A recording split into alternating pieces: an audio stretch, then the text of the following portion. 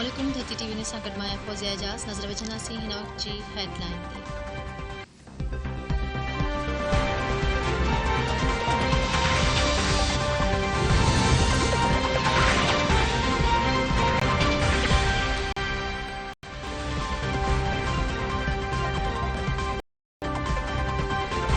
PTI chief election commissioner खिलाफ supreme judicial commission में reference दाख़िल करे छॾियो। रेफरेंस में चयो वियो आहे त चीफ इलेक्शन कमिश्नर ॼाणी वाणी बद इंतज़ामी करे रहियो आहे ऐं पंहिंजूं ज़िम्मेवारियूं आइनी ऐं बहितर तरीक़े सां अदा न कयूं आहिनि। चीफ इलेक्शन कमीशन ते पाबंदी मिलियल फॉरेन फंडिंग केस जो फ़ैसिलो दबाव विझी वरितो वियो।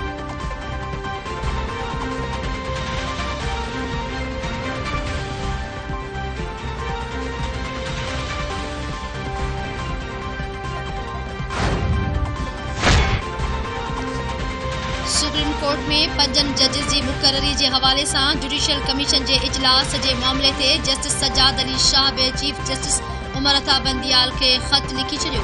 जस्टिस सजाद अली शाह चयो आहे त हिकु जज पारां हाई कोर्ट जे जजिस जे वक़ार ते सवालनि ते खेनि मायूसी थी आहे।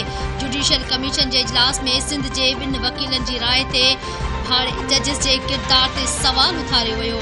जस्टिस शफीक सिद्दीकी ऐं अहसन अज़हर रिज़वी जे किरदार ते वकीलनि जे नुमाइंदे अख्तर हुसैन सीनियरिटी खां सवाइ को एतिराज़ न कयो।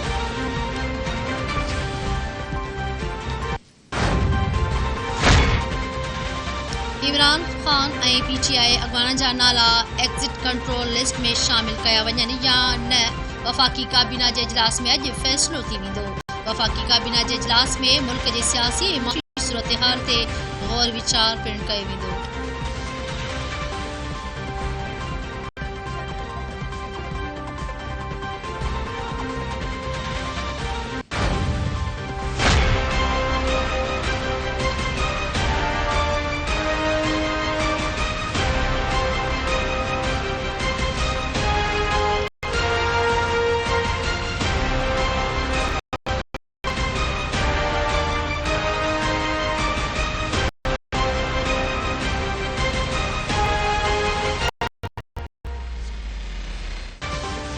पीटीआई इलेक्शन कमीशन खिलाफ इस्लामाबाद में जलसे की इजाजत मिली वही। नोटिफिकेशन जारी। रेड जोन जे security anti riots force rangers ऐं एफसी हवाले सिक्योरिटी फोर्स जो इलेक्शन कमीशन जे ऑफिस के घेरो बरक़रार। पीटीआई चेयरमैन इमरान खान चयो आहे त पंजाब में नवाज़ लीग की शिकस्त बाद इलेक्शन कमीशन पीटीआई जे टेक्निकल नॉकआउट जी साजिश कई। आम चूंडुनि में भी इएं ई थियण सबब समूरी पीडीएम ख़ौफ़ जो शिकार आहे। धांधलियुनि खे रोकण लाइ अॻुवाट बंदोबस्त ज़रूरी आहे।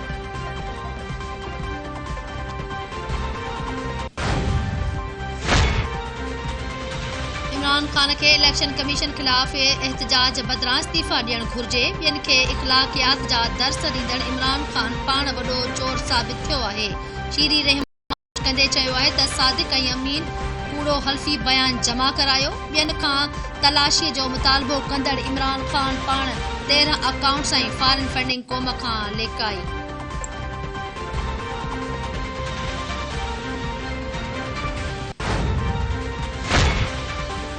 ममलकती वज़ीर मुसद्दिक़ मलिक चयो त Imran Khan chief election commissioner बाबति कूड़ ॻाल्हाए रहियो आहे। Chief election commissioner Imran Khan जो ई मुक़ररु थियल आहे। फॉरेन फंडिंग बाबति जांच बि पीटीआई दौर में थी। साबित थी वियो इमरान खान कूड़ो कसमनामो ॾिनो। जेको कूड़ो कसमनामो जमा कराए उन खे मुल्क हलाइण ॾियूं।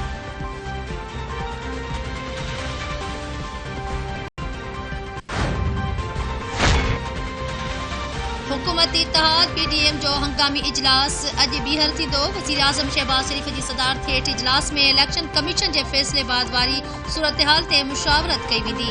ज़रियनि मूजिबि पीटीआई खिलाफ सुप्रीम कोर्ट में रेफरेंस दाख़िल करण ऐं इमरान खान जो नालो ईसीएल में बि शामिल करण या न करण जे हवाले सां हतमी फ़ैसिलो कयो वेंदो।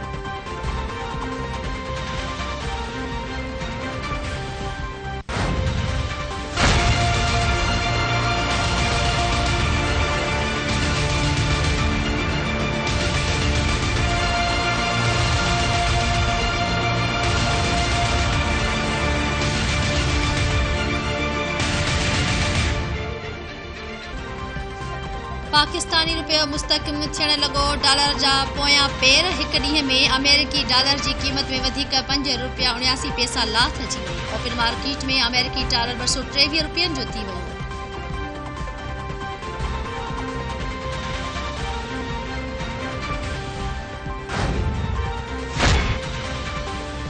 वज़ीर आज़म शहबाज शरीफ़ पारां ख़ैबर पख्तूनख्वा जे ॿोॾ मुतासिर इलाक़े टांक डेरा इस्माइल खान जो दौरो। ॿोॾ सबबि मुकमल तबाह थियल घर लाइ 5 लख रुपया ऐं जुज़वी मुतासिरनि घरनि लाइ 2 लख रुपया इमदाद जो ऐलान।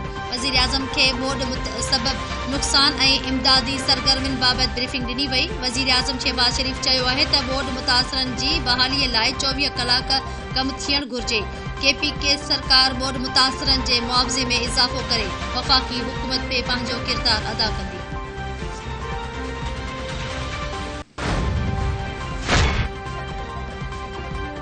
पीपल्स पार्टी जे अॻवान मंज़ूर हुसैन वसाण चयो आहे त इलेक्शन कमीशन जे फॉरेन फंडिंग फ़ैसिले बाद इमरान ख़ान ऐं तहरीक इंसाफ़ जो मुस्तक़बिल ख़तरे में आहे।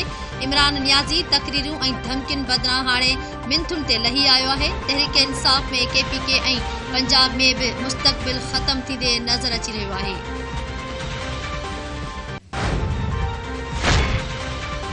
कोटड़ी में दहशतगर्दीअ जी वॾी साज़िश नाकाम।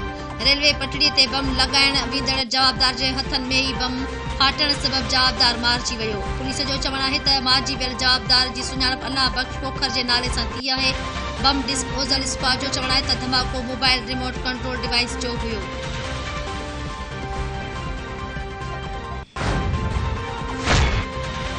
दहशतगर्दी ख़िलाफ़ जंग में पंहिंजे जाननि जा नज़राना ॾींदड़ सिंध पुलिस जे ऑफिसरनि ऐं जवाननि खे भेटा पेश करण लाइ अॼु पुलिस जे शहीद जवाननि जो ॾिहाड़ो मल्हाए पियो वञे। शहीद पुलिस ऑफिसरनि ऐं अहलकारनि जे क़बरुनि ते गुलनि जूं चादरूं चाढ़े दुआऊं तक़रीबूं कोठाए ऐं ॾीया ॿारे शहीदनि खे भेटा पेश। कराचीअ में तक़रीब रिथियल। वॾो वज़ीर सैयद मुराद अली शाह शिरकत कंदो।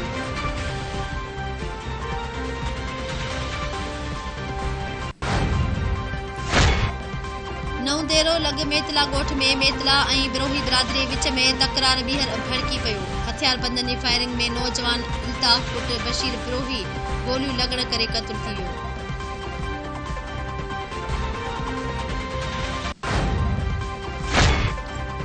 चीन ताइवान जे भरिसां 6 हंधनि ते लाइव फायर समेत हवाई ऐं बहरी स्ट्राइक मशक़ूं शुरू करे छॾियूं। परॾेही ख़बरूं इदारनि जो चवणु आहे त चीन जूं ताइवान जे भरिसां फ़ौजी मशक़ूं आचर ॾींहं ताईं जारी रहंदियूं। ताइवान चीनी जंगी मशक़ुनि खे सामूंडी ऐं हवाई हदुनि जी नाकाबंदी करार ॾेई छॾियो।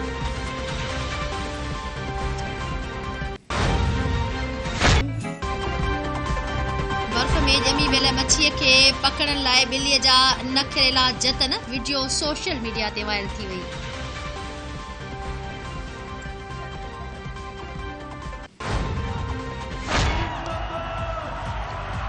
पाकिस्तान कॉमनवेल्थ गेम्स में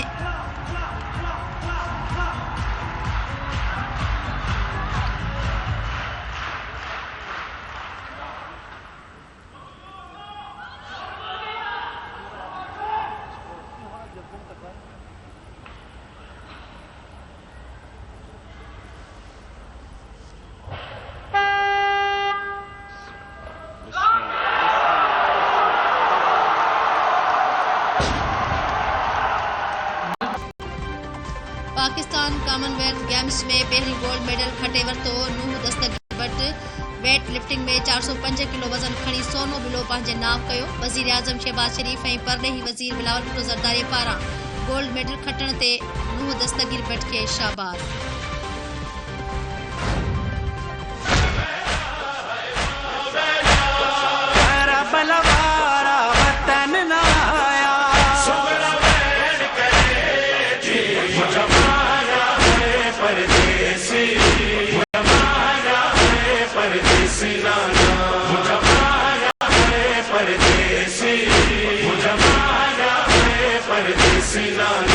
बाबे के सुगरा सारे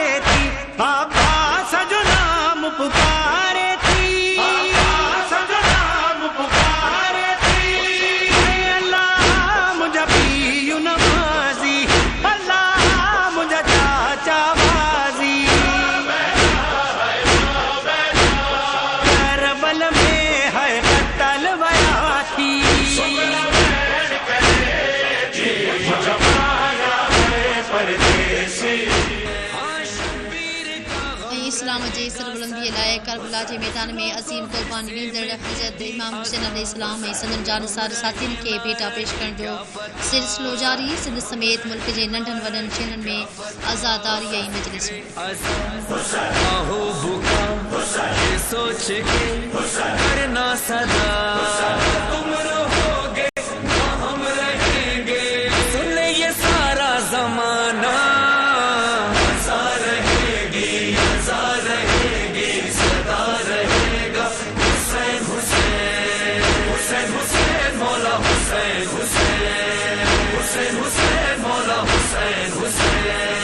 हमने दुआए सैयदा